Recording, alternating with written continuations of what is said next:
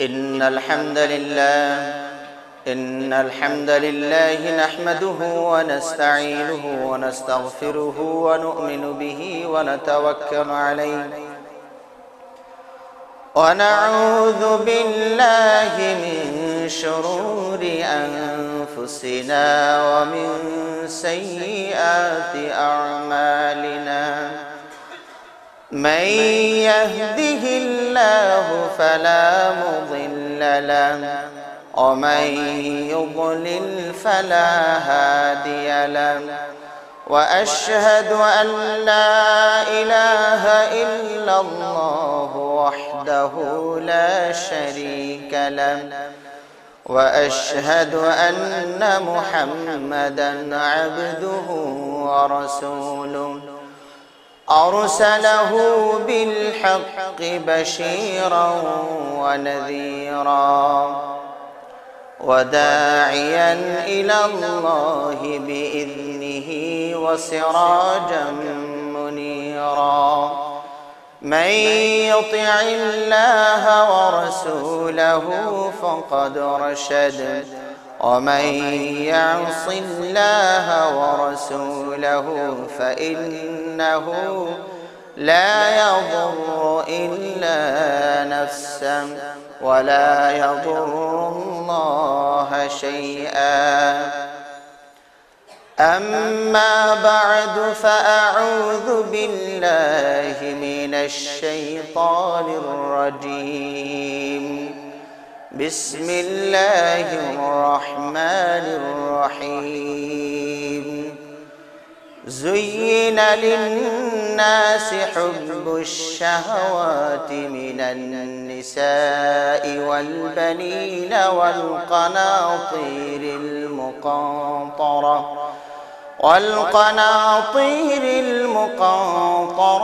من الذهب والفضة والخيل المسومة والأنعام والحرث ذلك متاع الحياة الدنيا والله عنده حسن المآب. عن أسامة بن زيد عن أسامة رضي الله تعالى عنه قال قال رسول الله صلى الله عليه وسلم ما تركت فتنة بعد أضر على الرجال من النساء متفق عليه. আলহামদুলিল্লাহ, সমস্ত প্রশংসা যাবতীয় গুণগান মহান আল্লাহ সুবহানাহু ওয়া তাআলার জন্য, যার অপার অনুগ্রহে এবং অশেষ মেহেরবানিতে আমরা জামে মসজিদে সঠিক সময়ে সমবেত হতে পেরেছি। সেজন্য আল্লাহর কৃতজ্ঞতা এবং শুকরিয়া জানাই আলহামদুলিল্লাহ। অতঃপর অসংখ্য অগণিত অজস্র সালাত ও সালাম শান্তির ধারা বর্ষিত হোক আমাদের প্রিয় নবী মুহাম্মদুর রাসূলুল্লাহ সাল্লাল্লাহু আলাইহি ওয়াসাল্লামের প্রতি। সমবেত সম্মানিত মুসলিমবৃন্দ, আজকের এই পবিত্র খুতবায় আমি আপনাদের সামনে সূরাত আলে ইমরান এর 14 নম্বর আয়াত তেলাওয়াত করেছি এবং সহিহ বুখারী এবং মুসলিম হতে একটি হাদিস পাঠ করেছি। এই আয়াত এবং হাদিসকে সামনে রেখে আমি আমার সংক্ষিপ্ত আলোচনা খুতবা আপনাদের সামনে তুলে ধরার চেষ্টা করছি। আল্লাহ রাব্বুল আলামিন আমাদেরকে সত্য এবং সঠিকটা বলার এবং সে অনুপাতে বক্তা এবং শ্রোতা সবাইকে আমল করার তৌফিক দান করুন, আমিন। আজকের আলোচ্য বিষয় হচ্ছে মানুষের কতিপয় বস্তুর প্রতি আসক্তি বা মোহ। আল্লাহ রাব্বুল আলামিন সূরাত আলে ইমরান এর 14 নম্বর আয়াতে বলছেন যুয়্যিনা লিন-নাসি হুব্বুশ শাহাওয়াতি মিনান নিসাই ওয়াল বানিন। মানুষের জন্য বা মানুষের নিকটে চাকচিক্যময় বা সৌন্দর্য মণ্ডিত করা হয়েছে প্রবৃত্তির মোহ বা প্রবৃত্তির ভালোবাসা মানুষকে আচ্ছন্ন করেছে, গ্রাস করেছে। এরপরে এই প্রবৃত্তিগুলো কি কি, আসক্তিগুলো কি কি, কার কার প্রতি আসক্তি, এভাবে আল্লাহ রাব্বুল আলামিন কয়েকটির নাম উল্লেখ করেছেন। প্রথমে বলছেন মিনান নিসা, নারীদের প্রতি তাদের আসক্তি, ওয়াল বানিন এবং সন্তান সন্ততি। এরপরে বলছেন অল কানাতিরিল মুকান্তরা, আর প্রাচুর্যের অঢেল সম্পদের প্রতি তাদের মোহ রয়েছে। এরপরে স্বর্ণরৌপ্যের কথা বলা হয়েছে। অঢেল সম্পত্তি বলতে স্বর্ণরৌপ্য, নগদ টাকা পয়সাকে বোঝানো হয়েছে। এরপরে বলা হচ্ছে অল খাইলিল মুসাওয়ামা, এবং চিহ্নিত ঘোড়া। আর চতুষ্পদ যেগুলো প্রাণী হালাল করা হয়েছে, যেমন উট, গরু, ছাগল। আর আবাদের প্রতি, শস্য, ফল ফলাদি, গাছপালা আবাদের প্রতিও মানুষের একটা মোহ বা আকর্ষণ, লালসা রয়েছে। এই যে মোহ বা আসক্তির কথা এখানে বলা হয়েছে, এর মানে এটা নয় যে এই বস্তুগুলোর প্রতি আসক্ত বা মোহ থাকাটা সম্পূর্ণভাবে বেআইনি বা অবৈধ, তা নয়। বিধি মেনে যদি আমরা এদের প্রতি আসক্ত হই, মহব্বত রাখি, প্রেম প্রীতি ভালোবাসা প্রকাশ করি, সেটা শরীয়ত সম্মত এবং বৈধ। কিন্তু যদি তা আমরা অন্যায়ভাবে এগুলোর প্রতি আসক্তি ব্যক্ত করি, তাহলে সেটা হবে অন্যায় এবং অবৈধ। শুরুতে আল্লাহ রাব্বুল আলামিন বলছেন যুয়্যিনা লিন-নাসি হুব্বুশ শাহাওয়াতি মিনান নিসা। মানুষ বলতে এখানে পুরুষকেই বোঝানো হচ্ছে প্রথমত, নারীরাও তাদের অন্তর্ভুক্ত হবেন। তো এখানে বলা হচ্ছে নারীদের প্রতি পুরুষের একটা আকর্ষণ, আসক্তি রয়েছে। আমি পূর্বেই বললাম এই আসক্তিটা যদি বৈধ হয় তাহলে সমস্যা নেই, অবৈধ হলেই সমস্যা। যার কারণে আল্লাহ রাসূল সাল্লাল্লাহু আলাইহি ওয়াসাল্লাম, সহিহ বুখারী মুসলিমের হাদিসে এটা এসেছে, ওসামা বিন যায়েদ রাদিয়াল্লাহু তাআলা আনহুতে বর্ণিত, তিনি বলেন মা তারাকতু ফিতনাতান আদাররা আলা উম্মতি আলা রিজালে মিনান নিসা। আমি আমার পরে পুরুষদের জন্য নারীদের চেয়ে বড় বিপদ আর কোনো জিনিস রেখে গেলাম না। তার মানে বোঝা যাচ্ছে নারীদেরকে এখানে সবচেয়ে বড় বিপদ করে দেখানো হয়েছে। এর মানে এটাই নয় যে এখানে শুধু নারীরাই দায়ী, পুরুষ সবাই ফেরেশতা, এরা দায়ী নয়। কারণ হচ্ছে নারী ফিতনা হবে কখন? পুরুষ যদি তার দুর্বলতা প্রকাশ না করে, তাহলে নারী তো ফিতনা হতে পারছে না। সুতরাং ওই যে কথাটি বলে এক হাতে তালি বাজে না, বিষয়টা এরকমই। এখানে নারীর প্রতি আসক্তি বা লোভ, লালসা, আকর্ষণ থাকাটা অন্যায় নয়। আল্লাহ রাসূল সাল্লাল্লাহু আলাইহি ওয়াসাল্লাম হাদিসে নারীদেরকে শ্রেষ্ঠ সম্পদ বলে উল্লেখ করেছেন। আল্লাহ রাসূল সাল্লাল্লাহু আলাইহি ওয়াসাল্লাম বলছেন আদ-দুনিয়া কুল্লুহা মাতা, এই দুনিয়াতে যা কিছু রয়েছে সবই সম্পদ। ওয়া খায়রু মাতা'id দুনিয়া আল মারআতুস সালিহা, তবে দুনিয়ার শ্রেষ্ঠ সম্পদ হচ্ছে সতী, সাধবী, সৎ নারী। এরপরে সৎ নারীটাকে তারও কিছুটা বর্ণনা করে বলা হয়েছে যে ইদা নাযারা ইলাইহা সাররাতহু, স্বামী যদি তার দিকে তাকায় তাহলে স্বামীকে আনন্দ দেয়, মুখটা হাসি খুশি রাখে। স্বামী তাকালে যেন স্বামী বুঝতে পারে সে আমার প্রতি সন্তুষ্ট আছে, সে অসন্তুষ্ট নাই, বুঝতে পারবে। ওয়া ইদা আমারাতহা আতাআতহু ওয়া ইদা আমারাহা আতাআতহু, যদি স্বামী তাকে আদেশ করে তা পালন করে। সতী নারী যিনি হবেন তিনি বাস্তবায়ন করবেন।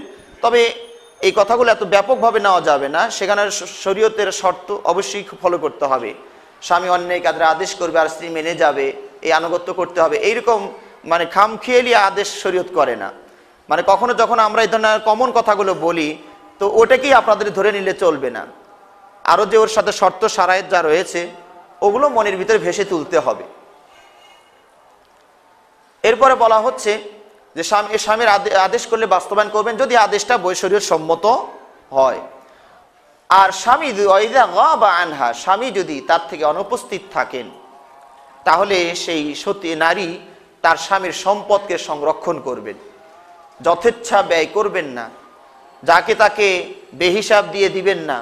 যেটুকু ফকির আসলে, দরিদ্র মানুষ আসলে দিলে স্বামী মাইন্ড করবে না, অনুমতি আছে, ওইটুকুই শুধু খরচ করবে আর নিজের সতীত্বকে সংরক্ষণ করবে।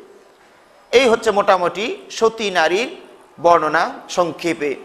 এই গুণগুলো যাদের ভিতরে আছে তারা সতী নারী, আর তারা পৃথিবীর সবচেয়ে শ্রেষ্ঠ সম্পদ। যত সম্পদই বলি না কেন, এদের ভিতরে সবচেয়ে শ্রেষ্ঠ সম্পদ হলো এই নারী। পৃথিবীতে যত গণ্ডগোল দেখবেন, এর একবার এক ভাই একটা কথাই বলেছিলেন, আমেরিকার কোনো এক লেখক মনে হয় বলেছিল যে কোনো জায়গায় যদি গণ্ডগোল হয় তাহলে তার খুব সূক্ষ্মভাবে তদন্ত করলে পিছনে মেইন রাস্তাতে একজনকে পাওয়া যাবে, সেটা হলো নারী। কথা তার ভিতরে অতিরঞ্জন থাকতে পারে, তবে যত দ্বন্দ্ব কলহ দেখা যাবে বেশিরভাগই দেখা যাবে এগুলোকেই কেন্দ্র করেই বেশিরভাগ সমাজের বিশৃঙ্খলা, বেশিরভাগ মানুষের সাথে মন মালিন্য, এই বিষয়টাকে মানে নারীকে নিয়েই সমস্যাটা বেশি। তা আমি আগেই বলেছি বৈধ আসক্তি শরীয়ত সম্মত, এবং আল্লাহ রাসূল সাল্লাল্লাহু আলাইহি ওয়াসাল্লাম তিনি নিজেও বলেছেন হুব্বিবা ইলাইয়া মিন দুনিয়াকুম সালাত, কোন কোন বর্ণনা সালাত শব্দটা উল্লেখ আছে, তোমাদের দুনিয়ার মধ্যে হতে তিনটি জিনিসকে আমার কাছে প্রিয় করে দেখানো হয়েছে, আমার কাছে ভালো প্রিয়। তার প্রথম নাম্বার বলা হচ্ছে আবনিসা, স্ত্রীরা আমার কাছে, দুনিয়ার যত সম্পদ আছে তার ভিতরে স্ত্রীরা আমার কাছে প্রিয়। ওয়াল ইত্র বা তাআত্তর, কোন কোন বর্ণনায় যে আতর সুগন্ধি ব্যবহার, সুগন্ধি এটা আমার কাছে, তোমাদের দুনিয়ার যত সম্পদ আছে তার ভিতরে এটা আমার কাছে প্রিয়।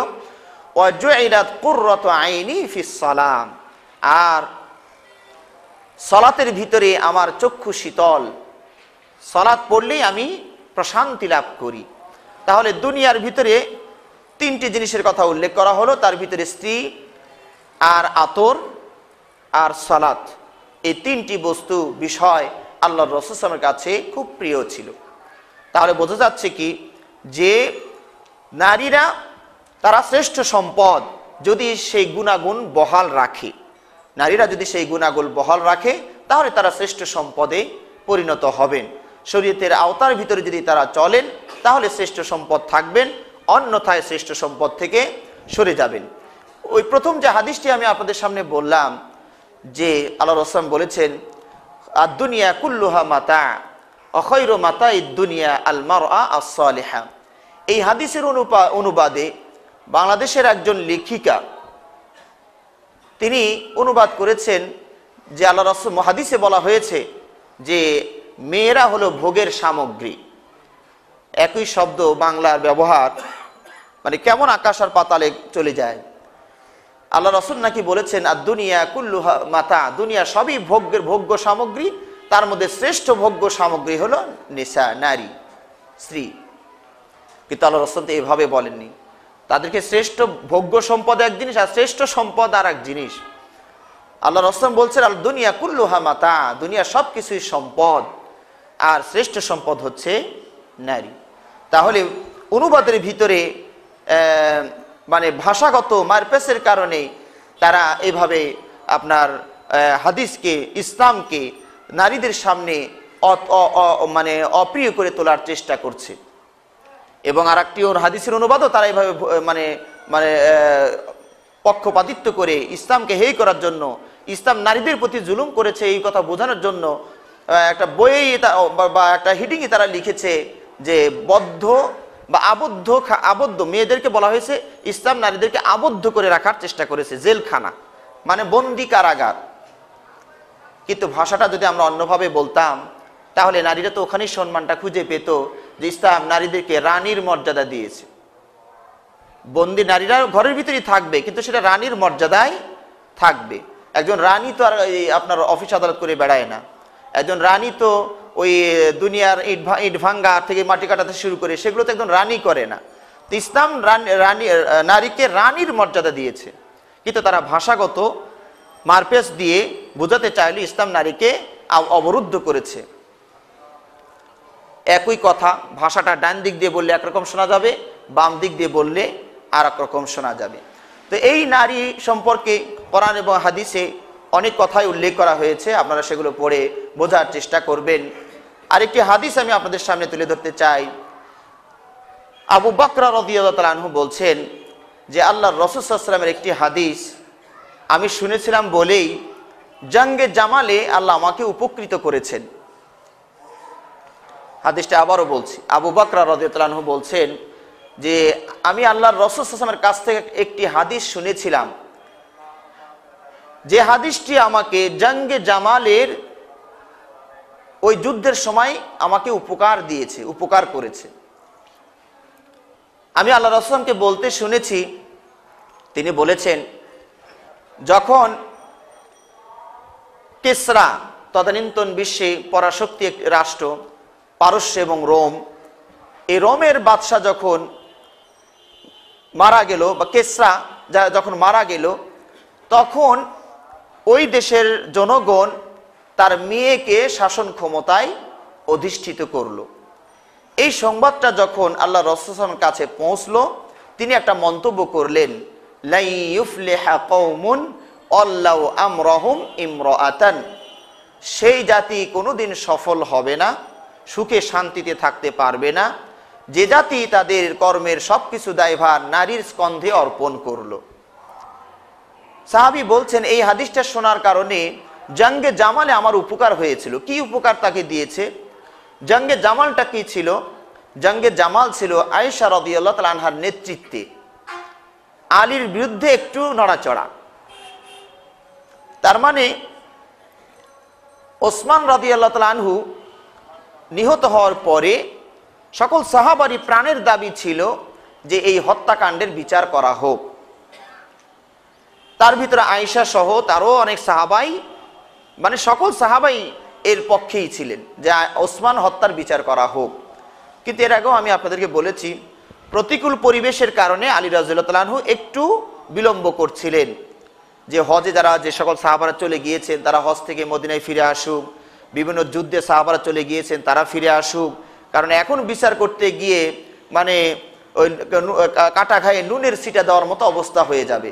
কারণ মদিনার অবস্থা এখন বহিঃশত্রু দ্বারাই বেষ্টিত, এখানে আমার মানে পক্ষের সৈন্যবাহিনী কম, এখানে তাদের বিচার করতে গেলে হিতে আরো বিপরীত হয়ে যাবে। এটা আলীর যুক্তি ছিল, কিন্তু অন্যরা এটা বুঝতে পারছিলেন না, বুঝতে চাচ্ছিলেন না, বা বোঝা যাচ্ছিল না, বুঝতে পারছিলেন না, এত উন্নত প্রচার মাধ্যম তখন ছিল না। যার কারণে আয়েশা রাদিয়াল্লাহু তাআলা আনহা তিনি মক্কাতে ছিলেন, তিনি বেশ কিছু সাহাবাকে সঙ্গে নিয়ে আলীকে যেন একটু চাপ দিবেন, কেন বিচারটা করা হচ্ছে না, এমন নির্মমভাবে ওসমানকে হত্যা করা হলো, এই বিচারে বিলম্ব করা হচ্ছে কেন। তো এই দায়িত্বটা, নেতৃত্বটা সকল সাহাবা যেন আয়েশাকেই দিলেন, যে আপনি এটা দায়িত্ব নিলে সুবিধা হবে, আপনি রাসূলের স্ত্রী, আমাদের মানার চেয়ে আপনাকে বেশি মানবে, শ্রদ্ধা করবে। এই হিসেবে আয়েশা রাদিয়াল্লাহু তাআলা আনহা ওইটার ওই নেতৃত্ব দিচ্ছিলেন। আর আপনারা জানেন সেখানে যে ঘটনাগুলো ঘটে গিয়েছে, অপ্রীতিকর ঘটনা, সেগুলো আপনারা জানেন। যদিও এখানে কেউ দোষী ছিলেন না, কারণ তাদের মাঝে আপোষ হয়ে গিয়েছিল যে হ্যাঁ, যেহেতু আমরা এখন বেশ সংখ্যক হয়ে গিয়েছি, এখন আমরা বিচার করতে পারি, আগামীকাল তাদের বিচার করা হবে। এই সংবাদটা কিভাবে ঘাতকেরা শুনে ফেললো, তারা রাতের অন্ধকারে অতর্কিত অবস্থায় ঘুমন্ত আয়েশার বাহিনীর উপরে আক্রমণ করে ফেললো। ওই ঘাতক দলেরা তারা ভাবছে যে আমাদের আজকেও এমনি মরণ অমনিও মরণ, কালকে তো বিচার হবেই, কাজে আজকেই ঘুমন্ত অবস্থায় আয়েশার বাহিনীর উপরে আক্রমণ করে ফেললো। আর আয়েশা রাদিয়াল্লাহু তাআলা বাহিনীরা তখন ঘুমন্ত অবস্থায় যে যেখানে পেলেন প্রস্তুতি নিয়ে আলীর মানে বাহিনীর উপরে আক্রমণ করে ফেললেন। তার মানে তাদের ধারণা ছিল ঘুমন্ত বাহিনীর উপরে আলীর বাহিনী হামলা করেছে। আসলে আলীর বাহিনীও নীরব ছিলেন, আয়েশার বাহিনীও নীরব ছিলেন। মাঝখানে ওই যে শত্রু বাহিনীটা ওই আয়েশার বাহিনীর উপর আক্রমণ করেছে। এতে করে ভুল বোঝাবুঝি হলো। আয়েশা বুঝলেন যে আলী আমাদের সাথে প্রতারণা করলো, বললো যে আমরা আপোষ হয়ে গেল, বিচার আগামীকাল বিচার করা হবে, আর রাতের অন্ধকারে আমার ঘুমন্ত সৈন্য বাহিনীর উপরে তার বাহিনীকে চড়াও করে দিলেন। এটা বুঝলেন আয়েশা। আর আলী বুঝলেন কি ব্যাপার, আমি বললাম যে বিচার হয়ে গেছে, আগামীকাল আপনাদের বিচার করা হবে, আর আয়েশার বাহিনী আমার ঘুমন্ত বাহিনীর উপরে চড়াও হয়ে গেল। মাঝখান থেকে ভুল বোঝাবুঝি হয়ে গেল, ফায়দাটা লুটলো ওই কুচক্রী মহল যারা, তারাই। বিশাল একটা হত্যাকাণ্ড সাহাবাদের ভিতরে এই মুহূর্তে ঘটে গেল। তো এই যে জঙ্গে জামালে বড় একটা ক্ষতি হয়ে গিয়েছে। এখানে সাহাবা আবু বকর বলছেন যে সমস্যাটা যেন ওই নারী নেতৃত্বটাকে একটু যেন ইঙ্গিত করছেন এই জায়গায়। যদিও এখানে পুরা ক্ষমতা আয়েশার হাতে ছিল না, খেলাফত আলীর হাতেই আছে, এবং আমরা আহলুস সুন্নাহ জামাতের আকীদা আলী হকের উপরে ছিলেন। আয়েশা হয়তো চাপ দিচ্ছিলেন যে বিচারটা করা হোক, এটা আলাদা যে কোনো দল গঠন করেছে নেতৃত্ব দিচ্ছেন তা কিছু নয়, তবু এইটুকু নেতৃত্ব রাসূলের বিবি দিচ্ছিলেন, তবু আল্লাহ যেন সহ্য করলেন না। আলীর বাহিনীকে, আয়েশার বাহিনীকে সেখানে পরাজিত করলেন। আয়েশার পায়ের উটটাও সৈন্যবাহিনীর কোবে কেটে গেল, আয়েশা পড়ে যাচ্ছিলেন, কোনো রকমে হাউদাস ধরে সসম্মানে তাকে নামানো হইল। এরপরে সসম্মানে আবার তাকে মক্কাতে ফিরিয়ে দেওয়া হলো। এই যে সংক্ষিপ্ত একটা নারী নেতৃত্ব এখানে চলছিল, এইটাকে আবু বাকরা বলছেন যে রাসূলের ওই হাদিসটা রাসূল সাল্লাল্লাহু ওই হাদিসটা আমাকে জঙ্গে জামালে উপকার দিয়েছিল, কারণ আমি সিদ্ধান্ত নিয়েই ফেলেছিলাম যে আমি আয়েশার পক্ষ হয়ে আলীর বিরুদ্ধেই যুদ্ধ করব। এই সিদ্ধান্ত আমি নিতে যাচ্ছিলাম, হঠাৎ করে হাদিসটা মনে পড়ার কারণে আমি কোনো দলেই গেলাম না, আমি আলাদাই থাকলাম যে এই ঝামেলার মধ্যে আমি যাব না। তাহলে এখান থেকে বোঝা যাচ্ছে যে এই যে নারী নেতৃত্বের কারণেই সমাজের ভিতরে এত বিশৃঙ্খলা, এত সমস্যা সৃষ্টি হচ্ছে। আমি জানি না মুসলমানরা কতদিন পরে এটা বুঝবে, এখনো বুঝতে পারছেন কিনা সেটা মুসলমানরা সিদ্ধান্ত নেবে, দেশের জনগণ সিদ্ধান্ত নেবে। তো হাদিসের কথা আমি আপনাকে বলছি, আল্লাহ রাসূল যেটা বলেছেন, আমি একজন মুসলিম হিসাবে, আপনি একজন মুসলিম হিসাবে এগুলো জানা আমাদের দরকার, এবং সেই অনুযায়ী যেভাবে যার সম্ভব সামর্থ্য শক্তি সেভাবে আমল করার চেষ্টা আমাদের করতে হবে। আল্লাহ রাব্বুল আলামিন আমাদেরকে তৌফিক দান করুন, আমিন। তো নারীদের ব্যাপারে যে নারীদেরকে সবচেয়ে বড় ফিতনা বলা হয়েছে, এর মানে আমি মা বোনদের দৃষ্টি আকর্ষণ করে বলছি, আপনারা এই হাদিসকে কোনোভাবেই ভুল বোঝার সুযোগ নেই। তবে বিষয়টা গভীরভাবে খেয়াল করতে হবে, ফিতনা একই জিনিস ব্যবহারের কম বেশির কারণে ভালো আর মন্দ হয়। একই জিনিস, আপনি নগদ অর্থ বলুন, টাকা বলুন, খাদ্য বলুন, আপনি একটা ছাগলও যদি চুরি করে নিয়ে এসে জবাই করেন এটা হারাম, আবার যদি কিনে নিয়ে এসে বৈধ টাকা দিয়ে কিনে নিয়ে এসে জবাই করে খান এটা হালাল। একই বস্তুর দুটো সাইড সবসময় থাকে, একটা বৈধ সাইড থাকে, একটা অবৈধ সাইড থাকে। তো এখানে নারীদেরকে ফিতনা বলে, নারীদেরকে এখানে অপমান করা হয়েছে কোশ্চিন কালেও নয়, বরং পুরুষকে সতর্ক করা হয়েছে তোমরা সাবধানে থাকবে, যেহেতু এটা একটা সমস্যার বিষয়, এখান থেকে তোমরা একটু সাবধানে থাকবে, বৈধ ছাড়া অবৈধ পন্থায় তোমরা হাত বাড়াবে না, এটা যেন উভয়কে সতর্ক করা হয়েছে মাত্র।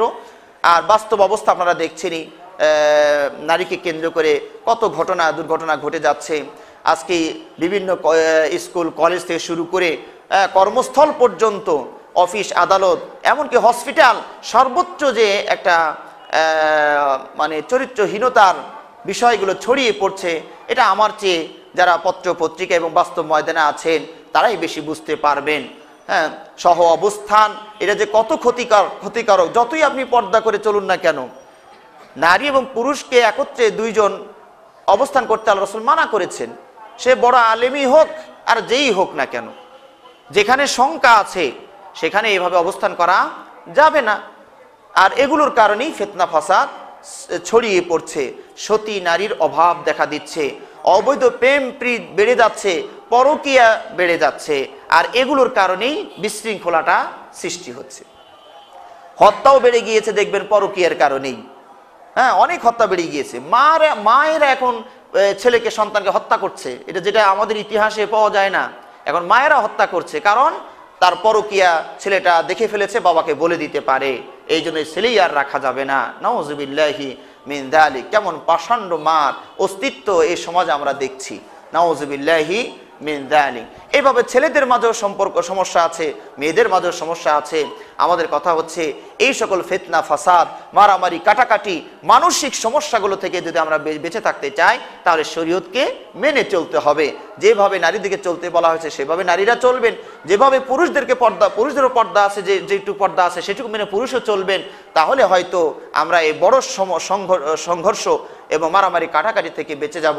আল্লাহ রাব্বুল আলামিন আমাদেরকে তৌফিক দান করুন, আমিন।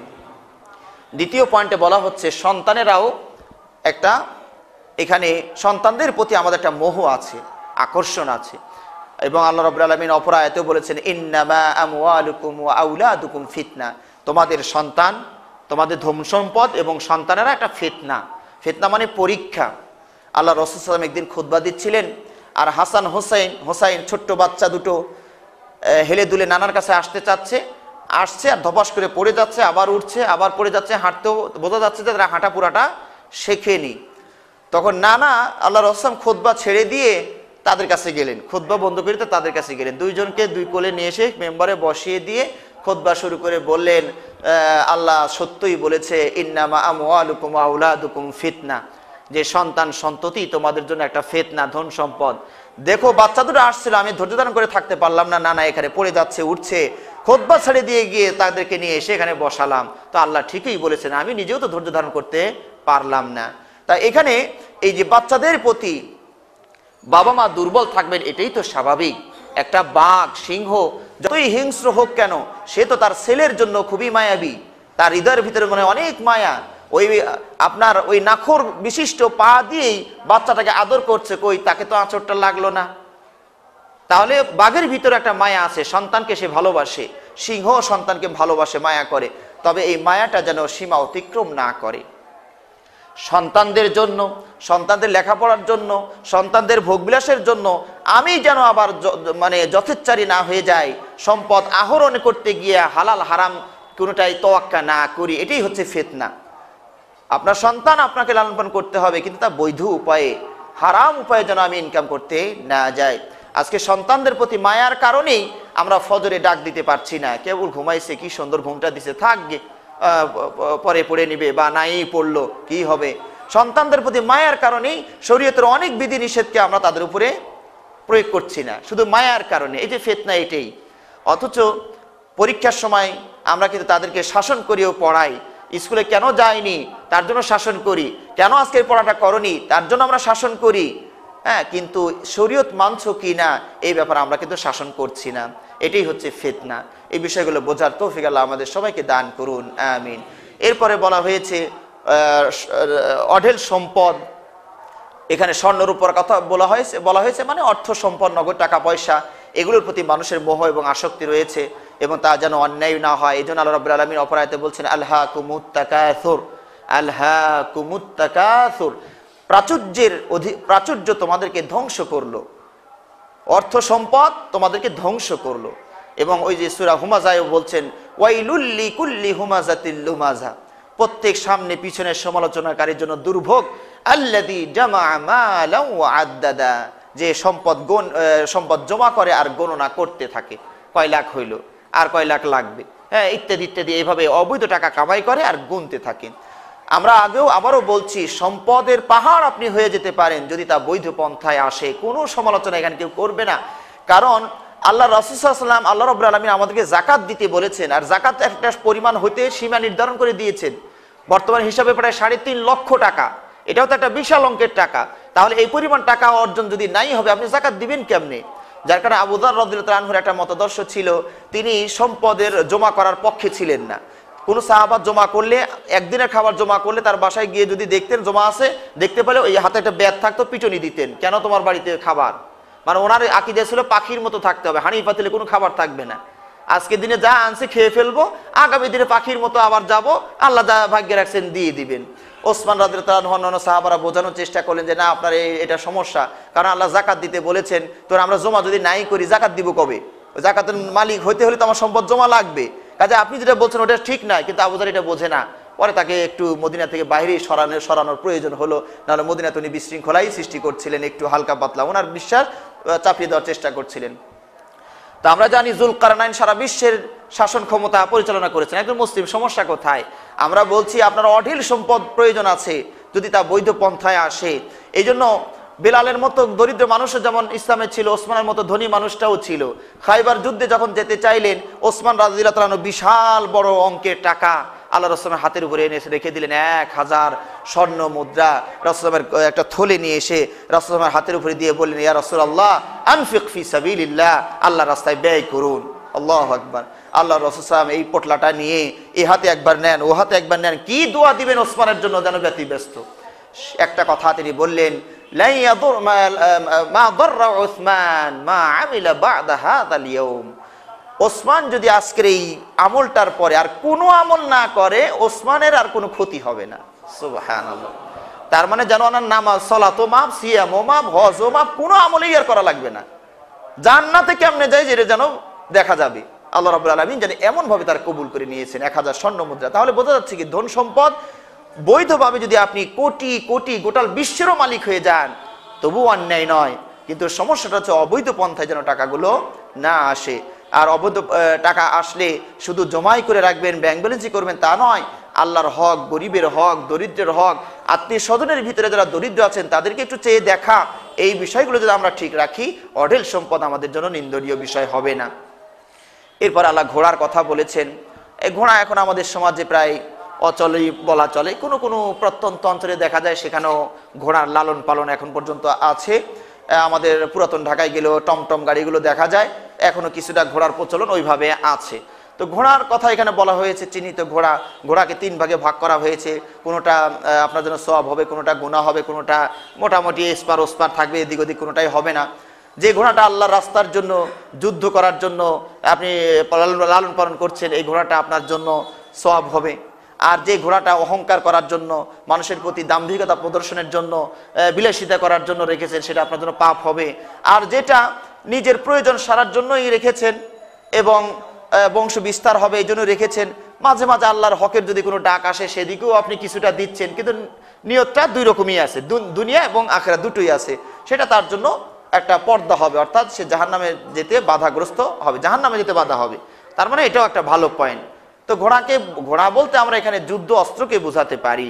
এই যুদ্ধের অস্ত্র যদি মুসলমানরা ইসলামের স্বার্থে ব্যবহার করে তাহলে তার জন্য সওয়াব হবে, আর যদি ইসলামের বিপক্ষে ব্যবহার করে এই অস্ত্রগুলো তাহলে তার জন্য ক্ষতির কারণ হবে। আর অনেকে আছে আত্মরক্ষার জন্য কিছু রেখেছেন, হয়তো বা অনুমোদন নিয়ে, সরকারের কাছে অনুমোদন নিয়ে পিস্তল রেখেছেন, এটা তার জন্য সওয়াবও হলো না, পাপও হইল না, এরকমও কিছু বিষয় আছে। এরপর আল্লাহ রাব্বুল আলামিন বলছেন, চতুষ্পদ জন্তুর কথা বলেছেন। যদিও আনআম শব্দটার ব্যাখ্যা আমরা চতুষ্পদ জন্তু করি, বিষয়টা এরকম ভাবে বললে কুকুরও এসে যায়, বিড়ালও এসে যায়, বাঘ সিংহও এসে যায়। তো চতুষ্পদ জন্তু এভাবে অনুবাদ করা যাবে না। আনআম বলতে 3টা পশুকেই শুধু বোঝানো হয়েছে। একটা হচ্ছে উট, নরনারী 2টা, গরু, নরনারী 2টা, আর ছাগল, নরনারী 2টা। এই ছাগলের ভিতরে ভেড়াটাকেও ছাগলের শ্রেণীতে ধরা হয়, আর মহিষটাকে গরুর শ্রেণীতে ধরা হয়।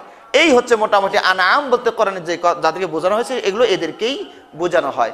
তো অনেক সময় আমরা পশুপালনের মোহে পড়ে যাই, যারা বিদেশি গরু লালন পালন করছেন, এখানে দেখা যাবে সালাতের সময় হয়ে যাচ্ছে গরু নিয়েই ব্যস্ত, ইবাদত বন্দেগীর ব্যাপার উদাসীন হয়ে যাচ্ছেন, পশুপালন নিয়ে তিনি ব্যস্ত হয়ে গিয়েছেন, এইরকম মোহকে নিন্দা করা হয়েছে। কিন্তু যদি বৈধ উপায়ে কিছু উপার্জন করে নিজেও খাবেন, আল্লাহ রাস্তায় ব্যয় করবেন, এই নিয়তে যদি গবাদি পশু লালন পালন করেন বা আসক্তি থাকে, মোহ থাকে, তাহলে অন্যায় নয়। সব শেষ আয়াতে বলা হচ্ছে আবাদের প্রতি আল্লাহ রাব্বুল আলামিন দৃষ্টি আকর্ষণ করে বলছেন, মানুষের আবাদের প্রতি একটা মোহ আছে। আমরা কেউ আছে গাছগাছালি লাগাতে ভালোবাসি, কেউ আছে আবাদ করতে ভালোবাসি, কেউ ফল চাষ করতে ভালোবাসি, কেউ ফুল চাষ করতে ভালোবাসি, কেউ সবজি চাষ করতে ভালোবাসি। এরকম ভাবে একটা মোহ আমাদের ভিতরে কাজ করে।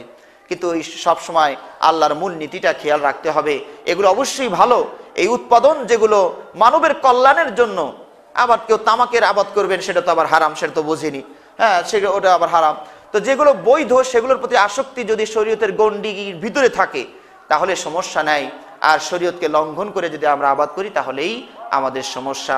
আসলে আমরা যা কিছু করি না কেন, মূল আবাদ তো আল্লাহই করেন।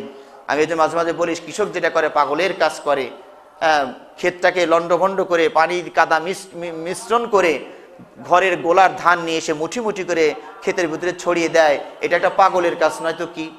ঘরের ধান রাগ হয়েছে তো যদি ক্ষেত রাস্তার উপর ফেলতো তাও ঝাড়ু দিয়ে নেওয়া যেত, এ তো কাদামাটির ভিতরে ফেলে দিয়েছে। কিন্তু আমরা তো পাগল বলি না, কারণ পরবর্তী ফলাফল ভালো। এখান থেকে আল্লাহ রাব্বুল আলামিন আমাদেরকে আরো বেশি দিবেন। আল্লাহ যদি বলতেন আদামন ফেলেছ, আদামনি আমি তোমাকে ফেরত দিব, তার বেশি দিব না, তাহলে কেউ এখানে ফেলতো না।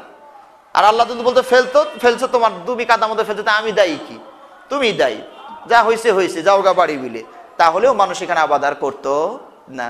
তাহলে আল্লাহ আবাদ করেন। এই জন্য আল্লাহ রাব্বুল আলামিন সূরা ওয়াকিয়ার ভিতরে কথাটা বলেছেন, আফারাআইতুম মা তাহরুসুন, তোমরা যা আবাদ করো তার একটু চিন্তা ভাবনা করো। আনতুম তাজরাউনাহু আম নাহনুজ জারিউন, তোমরা এটা আবাদ করো না আমি আল্লাহ আবাদ করি। কৃষক তো ফেলে রেখে চলে আসলেন, এরপরে ওখানে ওটাকে জিন্দা করে অঙ্কুর বের করা, ওখান থেকে গাছগুলো পরিচর্যা করা, এটা সম্পূর্ণ আল্লাহ করেন। তো যা হোক, আবাদটাকে নিন্দা করা মানে পুরোপুরি নিন্দা করা হয়নি। শরীয়তের আওতার ভিতরে যদি আমরা আবাদ করি, সালাতের সময় হলে সালাত পড়ি, দান খয়রাত যেভাবে করতে বলেছে সেভাবে করি, ওষুধ যেভাবে বের করার কথা বলেছে সেভাবে আমরা করি, তাহলে আবাদও আমাদের জন্য একটি শ্রেষ্ঠ সম্পদ, শ্রেষ্ঠ বিষয়। আল্লাহ রাব্বুল আলামিন এই বিষয়গুলো আমাদের সার্বিকভাবে বোঝার তৌফিক দান করুন, আমিন। ওয়া আখিরু দাওয়ানা আলহামদুলিল্লাহি রাব্বিল আলামিন। ইন্নাল হামদালিল্লাহি ওয়াহদাহু ওয়াসসালাতু ওয়াসসালামু আলা মান লা নাবিয়্যা বা'দা وعلى آله وأصحابه ومن تبعهم بإحسان إلى يوم الدين. أما بعد فإن خير الحديث كتاب الله وخير الهدي هدي محمد صلى الله عليه وسلم وشر الأمور محدثاتها وكل محدثة بدعة وكل بدعة ضلالة وكل ضلالة في النار. عباد الله رحمكم الله، إن الله يأمركم بأمر بدأ بنفسه فقال في محكم تنزيله إن الله ملائكته يصلون على النبي يا أيها الذين آمنوا صلوا عليه وسلموا تسليما. اللهم صل على محمد وعلى آل محمد كما صليت على إبراهيم وعلى آل إبراهيم إنك حميد مجيد. اللهم بارك على محمد وعلى آل محمد كما باركت على إبراهيم وعلى آل إبراهيم إنك حميد مجيد. اللهم ارض عن الخلفاء الراشدين، اللهم ارض عن الخلفاء الراشدين أبي بكر وعمر وعثمان وعلي وسائر أصحاب نبيك الكريم. اللهم أعز الإسلام والمسلمين، اللهم أعز الإسلام والمسلمين وأخذ الكفرة والفجرة اليهود والمشركين. اللهم دمر ديارهم وشتت شملهم ومزق جمعهم. اللهم انصرنا فإنك خير الناصرين، اللهم انصرنا فإنك خير الناصرين. আল্লাহ রাব্বুল আলামিন আমাদের দেশ সহ সারা বিশ্বের মুসলিম রাষ্ট্রগুলোতে আল্লাহ শান্তি ফিরিয়ে দিন। আল্লাহ রাব্বুল আলামিন আমাদের দেশে শান্তি ফিরিয়ে দিন। আল্লাহ রাব্বুল আলামিন আমাদের দেশে শান্তি ফিরিয়ে দিন। আল্লাহ রাব্বুল আলামিন আমরা যেন পরস্পরে মিলে মিশে মহব্বতের সাথে বসবাস করতে পারি তৌফিক আল্লাহ আমাদের দান করুন। আল্লাহ রাব্বুল আলামিন আমাদের শাসন ক্ষমতায় যারা আছেন তাদেরকে বোঝার তৌফিক দান করুন, বিরোধী দলে যারা আছেন তাদেরকেও বোঝার তৌফিক দান করুন। আল্লাহ রাব্বুল আলামিন উভয়ের সমন্বয়ে দিন এবং জাতির জনগণের যাতে কল্যাণ হয় সেটা যেন আশু সমাধান হয়ে যায় এই ব্যবস্থা আল্লাহ করে দিন। আল্লাহ রাব্বুল আলামিন আমরা নিরহ জনগণ রাস্তাঘাটে বের হয়ে জীবনের নিরাপত্তা নেয় এইরকম একটা অস্বস্তিকর পরিবেশ বিরাজ করছে। আল্লাহ রাব্বুল আলামিন এই পরিবেশ থেকে বেরিয়ে আসার তৌফিক আল্লাহ আমাদেরকে দান করুন। আল্লাহ রাব্বুল আলামিন অনেকে অসুস্থ আছেন, দিনী ভাইয়েরা দিনী বোনেরা অনেকে অসুস্থ আছেন। আল্লাহ রাব্বুল আলামিন তাদেরকে আশু আরোগ্য দান করুন। আল্লাহ রাব্বুল আলামিন তাদেরকে শিফায়ে কামেল দান করুন। আল্লাহ রাব্বুল আলামিন বর্তমান পরিস্থিতির কারণে ব্যবসা বাণিজ্যে মন্দাভাব দেখা দিয়েছে। অনেক ভাই বলছেন ব্যবসা নাই, ব্যবসা নাই, বেচাকেনা নেই।